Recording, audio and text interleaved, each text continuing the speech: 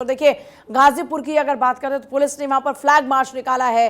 गाजीपुर में सुरक्षा के कड़े इंतजाम किए गए हैं। वो तस्वीरें लगातार हमने आपको दिखाई जब गाजीपुर में कल सुबह से ही, इनफैक्ट परसों रात से ही, जैसे ही मुख्तार अंसारी की मौत की खबर मिली थी उसके बाद से लगातार, चाहे आप बांदा की बात करें, बांदा से लेकर गाजीपुर, मऊ, यहां तक कि राज्य के कई जिलों के अंदर धारा 144 लागू कर दी गई। फिर पूरे यूपी में धारा 144 लागू कर दी गई थी, क्योंकि देखिए दो कल चैलेंजेस थे। पहला ये कि मुख्तार अंसारी को सुपुर्द खाक किया जाएगा, दूसरा कल जुम्मे का भी दिन था।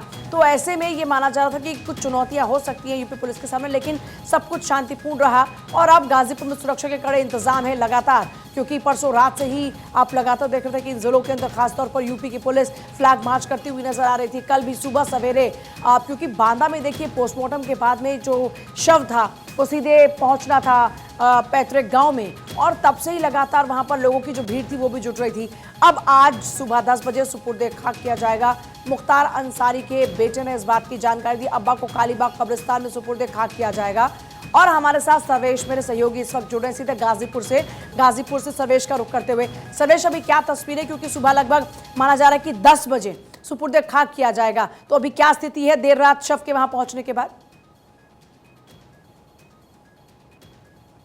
जी देखिए, देर रात शव पहुंचा है यहाँ पे, उसके बाद से ही लगातार लोगों के आने जाने का सिलसिला जारी है, क्योंकि रमज़ान का पाक महीना चल रहा है। तो पूरी रात जो मुस्लिम परिवार होते हैं वो जगते हैं, और पूरी रात जगने के बाद वो जो नमाज होता है, सुबह की नमाज अदा करने के बाद वो लोग सोने का काम करते हैं। तो इस एक तरह से कहा जाए तो परसों रात से ही लगातार लोग जगे हुए हैं, और तमाम लोग इस इंतज़ार में हैं कि कब मुख्तार अंसारी का शव आया। जब रात को देर रात जब ये शव यूसुफपुर पहुंचा है, तो अभी हम लोग मैं अभी यूसुफपुर में मौजूद हूं, जहां पे आपको दिखाएंगे तस्वीरें, आप सीधे देख सकती हैं कि तमाम जो पुलिस फोर्स है यहाँ पे उसको डिप्लॉय किया गया है। यहाँ पे पूरी पुलिस फोर्स को एक तरह से कहा जाए तो चाक चौबंद व्यवस्था करने के लिए यहाँ पे तैयार किया गया है। आप देखेंगे चप्पे चप्पे पर पुलिस के जवान मौजूद हैं, और हर तरीके के एहतियाती कदम उठाए जा रहे हैं, क्योंकि 10 बजे का समय मुकर्रर किया गया है सुपुर्द खाक के लिए। तो माना यही जा रहा है कि पहले जनाजे की नमाज होगी, और ये अभी शव यूसुफपुर में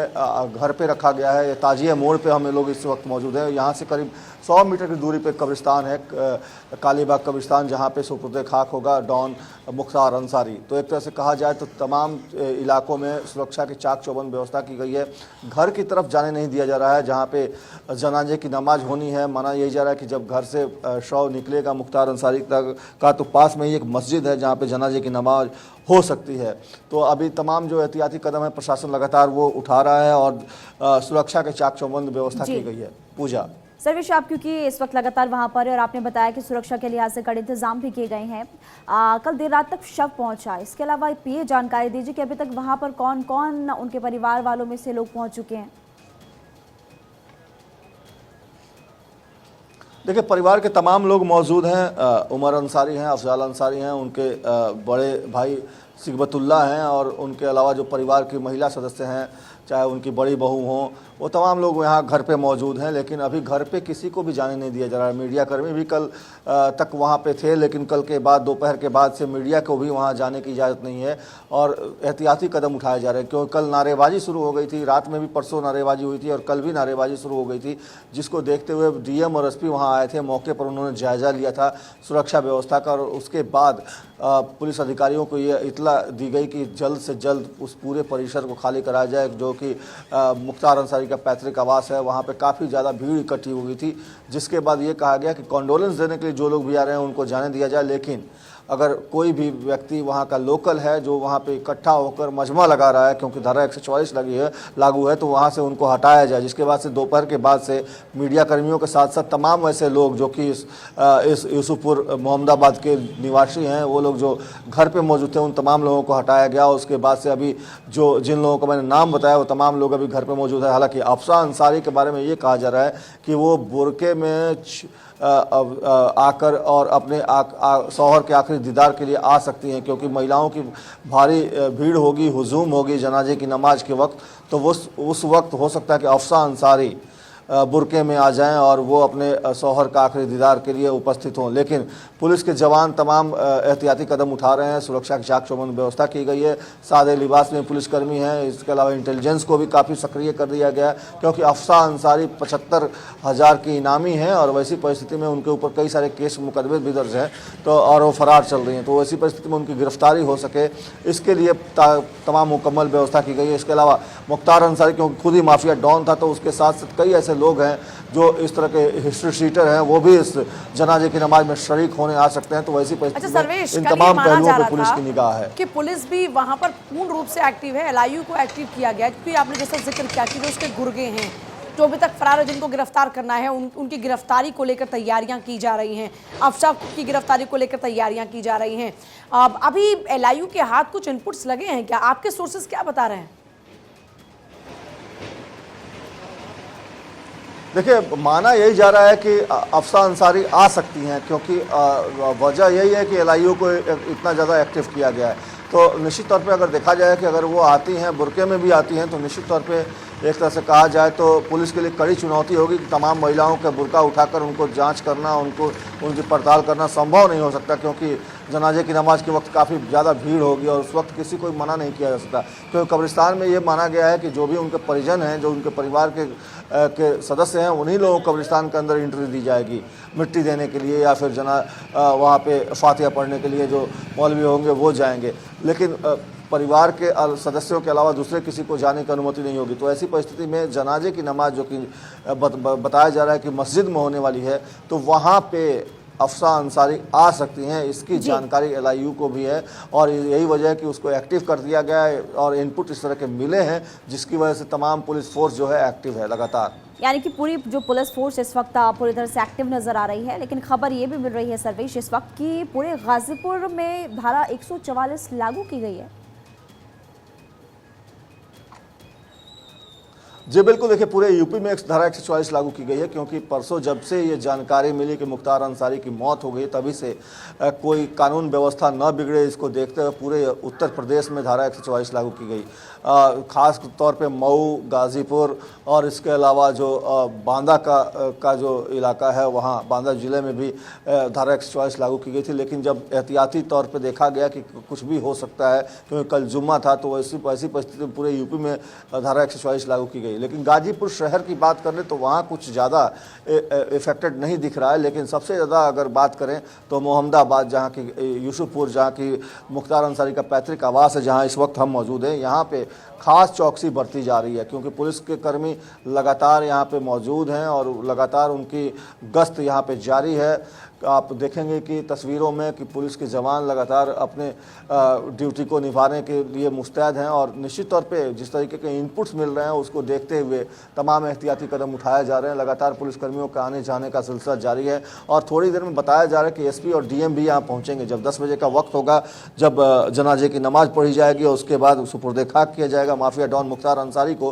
तब डीएम और एसपी भी यहाँ मौजूद होंगे, क्योंकि उनकी मौजूदगी में ये तमाम कार्रवाइयाँ होंगी ताकि किसी तरह की कोई गड़बड़ी न हो और खुद वो मॉनिटर कर सकें हर चीज़ को। अभी देख रहे हैं कि आपके पीछे भी काफ़ी सारी भीड़ नज़र आ रही है। ये रमज़ान के कारण भीड़ है या फिर ये इस वक्त मुख्तार के घर जाने वाली या वहाँ से आने वाली भीड़ है? और एक और सवाल ये कि आज जब सुपुर्द खाक किया जाएगा तो क्या ये मानकर चले कि कुछ पॉलिटिकल लोगों के पहुँचने का सिलसिला भी शुरू हो सकता है? क्योंकि हमने देखा कल सोशल मीडिया पर लगातार बौछार सी हुई ट्वीट्स की और सवाल उठाते हुए, तो आज क्या कुछ नेताओं की मौजूदगी का भी अभी तक कोई अपडेट है? देखिए, अभी तक किसी का आने का अपडेट तो नहीं है, क्योंकि चुनाव का वक्त है और ऐसी परिस्थिति में जिस तरह के हालात यहाँ बने हुए हैं उसको देखते हुए माना यही जा रहा है कि लोगों ने एक तरह से सोशल मीडिया पर ट्वीटों की भरमार तो ज़रूर दिखने को मिल रही है तमाम राजनीतिक दलों की, लेकिन जो हालात अभी बने हुए हैं वैसी परिस्थिति में ये माना जा रहा है कि जो स्थिति बनी हुई है और जिस तरीके से पुलिस के जवान और तमाम जो सरकारी तंत्र है वो लगा हुआ है, उसको देखते हुए यहाँ पे गैदरिंग करने की अनुमति किसी को नहीं है। अगर कोई नेता यहाँ आता है, पॉलिटिकल माइलेज देने की कोशिश करता है, तो ऐसी परिस्थिति में उसको रोका जाएगा, क्योंकि यहाँ पे अगर किसी बड़े नेता का आगमन होता है और वो कुछ ऐसा बयान देते हैं जैसे भीड़ जो है भड़कती है और भीड़ को उकसाते हैं, तो ऐसी परिस्थिति में उनके ऊपर भी कार्रवाई हो सकती है। तो इन तमाम वजहों से बहुत सारे नेता ऐसे हैं जो ट्विटर पे तो दिख रहे हैं, लेकिन यहाँ पे मौजूदगी उनकी नहीं दिख रही। कल से ही उम्मीद जताई जा रही थी कि अखिलेश यादव आ सकते हैं, तेजस्वी यादव आ सकते हैं, ओवैसी आ सकते हैं, लेकिन उन लोगों के आने की अभी तक कोई जानकारी नहीं है। लोकल जो स्थानीय नेता हैं वो ज़रूर पहुंच रहे हैं अपने नेता मुख्तार अंसारी के आखिरी दीदार के लिए। और उन जो आपने भीड़ की बात कही तो ये उनके आवास के बाहर की भीड़ है, और वहाँ पे क्योंकि बैरिकेटिंग लगी हुई है, वहाँ से आगे किसी को जाने नहीं दिया जा रहा है, तो वहाँ लोग इकट्ठे हैं। बताया यही गया कि 7 बजे के बाद वहाँ से लोगों को जाने दिया जाएगा कॉन्डोलेंस के लिए। तो एक तरह से कहा जाए तो धीरे धीरे जैसे शहरी का वक्त ख़त्म हुआ है, उसके बाद से लोगों के आने का सिलसिला शुरू हो गया है। नमाज पढ़ने के बाद से तमाम लोग यहाँ इकट्ठे होने शुरू हो गए हैं, और यही वजह है कि अब जो है वहाँ भीड़ आपको दिखाई दे रही है। लेकिन पुलिसकर्मी लगातार मुस्तैद हैं, और सीधे तौर पे एक तरह से मना कर दिया गया है कि मुख्तार अंसारी के घर की तरफ कोई नहीं जाएगा।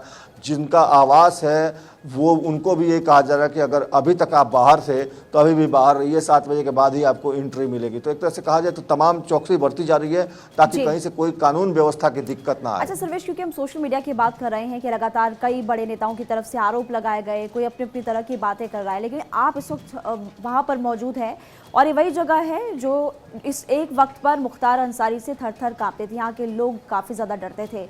आज यहाँ के लोगों की आपसे बात हुई है, क्या वो कह रहे हैं?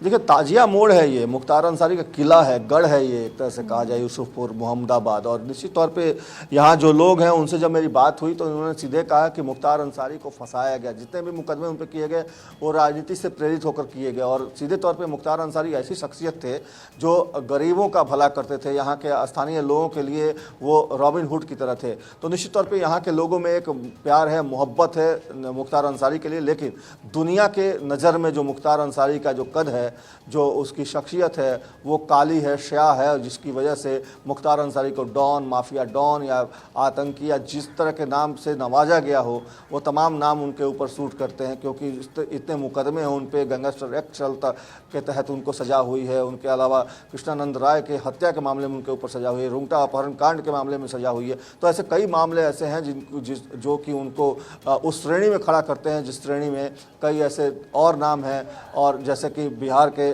मोहम्मद शहाबुद्दीन का नाम उसमें आता था, जिनका इंतकाल हो गया, अतीक अहमद को मान लें, तो ये तमाम ऐसे नाम हैं। मुख्तार अंसारी की बात कर लें, ये तमाम ऐसे नाम हैं जो एक अपने काले और स्याह इतिहास को लेकर जाने जाते हैं। और निश्चित तौर पे भले ही क्षेत्र की जनता उनको रॉबिन हुड मानती हो, लेकिन देश की जनता उनको मुख्तार अंसारी को डॉन के रूप में ही जानती है। ठीक है सर्वेश, बहुत ही शुक्रिया आपका फिलहाल पूरी जानकारी के लिए। लेकिन देखिए, आज सुबह 10 बजे सुपुर्द खा किया जाएगा। दिल का दौरा पड़ने के बाद मुख्तार अंसारी की अस्पताल में मौत हो गई थी, और मुख्तार की मौत के बाद परिवार वालों ने आरोप लगाने शुरू किया। खुद मुख्तार के वकील ने आरोप लगाए थे कि उनको स्लो पॉइजन दिया जा रहा था।